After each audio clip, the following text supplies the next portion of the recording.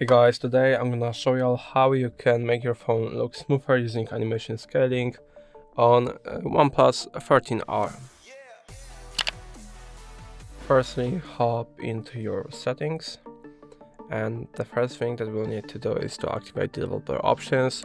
If you don't have them, if you already have them activated, you can skip this part. But for now, go into about device, and then go into